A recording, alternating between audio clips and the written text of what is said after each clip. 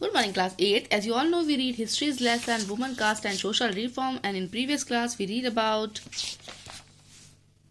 caste and social reform. Now today we read demands for equality and justice. Equality और demand justice की demand किस तरह से रखी गई. Gradually by the second half of the 19th century, people from within the non-Brahmin caste organized movement against caste discrimination and demanded social equality and justice. धीरे धीरे second half of 19th century से लोगों ने non Brahmin movement cast start किया था. इसी के साथ में कई मूवमेंट्स उन्होंने कास्ट डिस्क्रिमिनेशन के अगेंस्ट भी स्टार्ट की, तो डिमांड की थी कि सभी के साथ में सोशल इक्वलिटी और जस्टिस बना रहे. The Satnami movement in central India was founded by Ghasidas who worked among the leather workers and organised a movement to improve their social status. Satnami movement central India के अंदर था, जो कि घसीदास के द्वारा पाया गया था, फाउंडेड किया गया था. जो लेदर वर्कर्स जितने भी थे उनके साथ में जो काम कर रहे थे उनके लिए मूवमेंट उन्होंने ऑर्गेनाइज किया था ताकि उनका सोशल स्टेटस वो सुधार सके. In eastern Bengal Haridas Thakur Matua sect to worked among Chandala cultivators. Eastern Bengal के अंदर हरिदास ठाकुर मेहता जो थे उन्होंने चंदेला कल्टिवेटर्स के लिए जो है मूवमेंट स्टार्ट किया था. Haridas question brahmanical text that supported the caste system. Haridas ने क्वेश्चन किया ब्राह्मणवादी ग्रंथों में कास्ट सिस्टम को सपोर्ट करते हुए. In what is present Kerala Guru from इजेवा cast Shri Narayan Guru proclaim the ideas of unity for his people.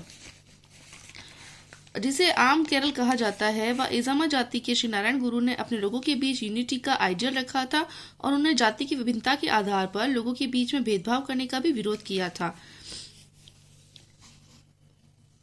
According to him all mankind belong to the same caste. उनके अनुसार सभी मानव जाति एक ही कास्ट की होती है. One of his famous statement was ओरु जाति ओरु मतम ओरु दविम मनुष्यनम.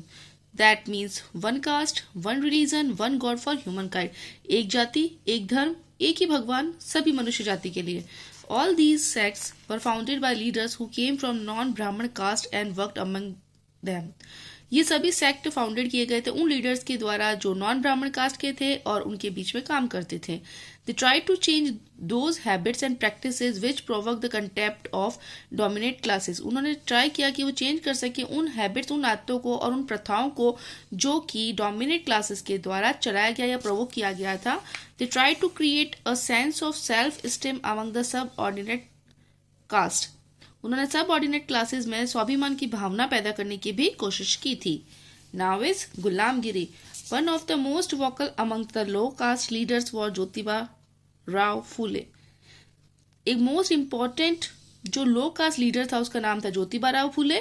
वो 1827 के अंदर बॉर्न हुए थे. उन्होंने स्टडी की थी जो कि स्कूल सेटअप की गई थी क्रिश्चियन मिशनरीज के द्वारा. जब वो बड़े हुए तो उन्होंने अपने खुद के आइडियाज डेवलप किए और अन्याय के खिलाफ कास्ट सोसाइटी के खिलाफ उन्होंने आवाज उठाई. उन्होंने खुलकर बोलना शुरू किया ब्राह्मणों के बारे में और ये क्लेम कहा कि वो अपने आप को दूसरों से सुपीरियर समझते हैं क्योंकि वो ये मानते हैं कि वो आर्यंस है. फूले ने आर्ग्यू किया कि आर्यंस फॉरेनर्स थे जो कि हमारी कंट्री के बाहर से आए थे. उन्होंने यहाँ पर इसको हराया यहाँ, और इसी के साथ में हमारी कंट्री के जो सच्चे चिल्ड्रंस होते हैं, जो सच्चे यहाँ के सपूत हैं, उनको उन्होंने हराया और इसलिए वो यहाँ पर रहने लग गए थे आर्यंस के आने से पहले. As the Aryans established their dominance, they began looking at the defeated population as inferior as low caste people. जैसे ही आर्यंस ने अपनी यहाँ पर प्रभुसत्ता स्थापित किया, जैसे आर्यंस जो है यहाँ पर जीतने लग गए थे, तो उन्होंने जो पॉपुलेशन उनसे जो उनसे हार जाता था वो उनको इंफीरियर मानने लग जाते थे और उनको लो कास्ट लोग बोलने लगते थे. According to Phule the super caste had no right to their land and power. Phule के अनुसार जो अपर कास्ट होती है उनके पास कोई राइट नहीं होता है कि वो उनकी लैंड और पावर ले सके. In reality the land belong in indigenous people the so called low caste. बिल्कुल है कि उन्होंने ये कहा कि लैंड तो बिलोंग करती है लेकिन वहाँ के रहने वाले लोगों के लिए, मतलब हम लोगों के लिए, भारत में रहने वाले जितने भी लोगों के लिए वो लैंड उनसे बिलोंग करती है, जिसे वो सो कॉल्ड लो कास्ट कहते थे. Fule claimed that before Aryans ruled that there excited a golden age when warrior peasants tilled the land and ruled the Maratha countryside in just and fair ways.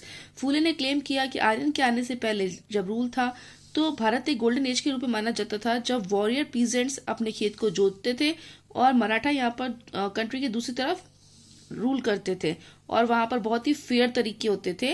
He propose that Shudras and Ati Shudras should unite to challenge caste discrimination. उसने ये propose किया कि शूद्रास जो labouring cast जो सबसे नीची cast की होती है, जैसे हमने वर्णाश्रम में पढ़ा है, ब्राह्मण क्षत्रिय वैश्य शूद्र. शूद्र का काम क्या होता था? इन तीनों की सेवा करना होता था. That means labouring caste. और अति शूद्रास जिनको छुआछूत बोला जाता था, उनको एक साथ यूनाइट होके इस कास्ट डिस्क्रिमिनेशन के खिलाफ आवाज उठानी चाहिए. सत्यलोक समाज जिसके एसोसिएशन थे फूले, उन्होंने फाउंडेड किया था और प्रोपोगेटेड किया था, प्रचार प्रसार किया था कास्ट इक्वलिटी के लिए. 1873 में फूले ने एक बुक लिखी थी गुलामगिरी. इसका मतलब होता था स्लेवरी, गुलामी. कुछ 10 साल पहले इसमें अमेरिकन सिविल वॉर लड़ा गया था, जिसकी लीडिंग के साथ ही अमेरिका में स्लेवरी का एंड हुआ था.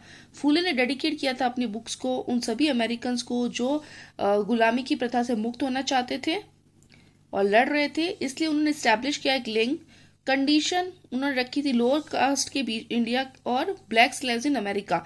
दैट मीन्स उन्होंने जो है हमारे इंडिया के अंदर लोअर कास्ट और अमेरिका के अंदर जो ब्लैक स्लेव्स थे उनको साथ में कंपैरिजन करके उनकी कंडीशन को बताते हुए उन्होंने गुलामगिरी बुक को लिखा था.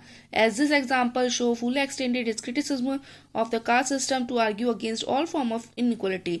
इस एग्जाम्पल से शो होता है कि फूले ने इसके अंदर कास्ट सिस्टम के अंदर उन सभी इनइक्वालिटी जिनके साथ भी गलत हो रहा है, जिनके साथ भी अन्याय हो रहा है, उस कास्ट के बारे में लिखा था. He was concern about the plight of upper caste woman. इसी के साथ में वो अपर कास्ट वुमन की दुर्दशा को लेकर भी चिंतित थे. The miseries of the labourers, मजदूरों की जो भी दुखी थी या मजदूरों के जो भी दुख को लेकर वो चिंतित थे. कास्ट सिस्टम के साथ जो भी ह्यूमिलाइजेशन हो रहा था, उनके साथ अन्याय हो रहा था, उसके लिए भी जो है वो काफी क्रिटिसिज्म कर रहे थे. ये मूवमेंट कास्ट रिफॉर्म का कंटिन्यू हुआ था 20th सेंचुरी के अंदर और इसमें दूसरे ग्रेट दलित लीडर्स भी थे, जैसे कि जो है हमारे फेमस है doctor BR Ambedkar western India में और EV रामास्वामी नेकर साउथ में. Now turn your page and now it is interesting topic that who could enter temples. Temples के अंदर कौन एंटर होगा? अम्बेडकर, जैसा कि हमें पता है कि वो एक मेहर फैमिली से बिलोंग करते थे. अपने बचपन में उन्होंने बहुत सारे कास्ट प्रीजुडाइज जो है अपने हर एक दिन के अंदर देखे कि उनके साथ भेदभाव होता ही रहता था. स्कूल के अंदर जब उनको फोर्स किया जाता था कि वो क्लासरूम से बाहर बैठे ग्राउंड पे, उनको अलाउड नहीं किया जाता था कि जहां से अपर कास्ट के बच्चे पानी पीते हैं वहां से उनको पानी भी नहीं पीने देते थे. जब स्कूल उन्होंने फिनिश की तो उनको एक फेलोशिप मिली, USA गए हायर स्टडीज के लिए. जब वापस इंडिया में वो लौटे 1919 में तो उन्होंने एक upper caste power in contemporary society नाम की एक बुक लिखी थी और 1927 के अंदर अंबेडकर ने स्टार्ट किया था टेम्पल एंट्री मूवमेंट, जिसके अंदर मेहर कास्ट के जितने भी फॉलोवर्स थे वो पार्टिसिपेट कर रहे थे. ब्राह्मण की पुजारी इससे बहुत ज्यादा नाराज हो गए थे जब दलित लोग यूज कर रहे थे टेम्पल का टैंक पानी पीने के लिए. अंबेडकर ने मूवमेंट स्टार्ट किए थे, आंदोलन स्टार्ट किए थे टेम्पल एंट्री बिटवीन 1927 एंड 1935. उसका उद्देश्य था कि वो हर एक इंसान या वो सबकी पावर जो दिखाना चाहता है कि कास्ट प्रीजुडाइज किसी के साथ में भी सोसाइटी के अंदर होती है तो उसको कैसा लगता है. दैट मीन्स जो उसका एम यही था कि वो हर एक इंसान की पावर को दिखाना चाहता था सोसाइटी के अंदर. और राइट देन, सो आज हम इतना ही पढ़ेंगे, कल हम पढ़ेंगे non Brahmin movement. Till then, thank you.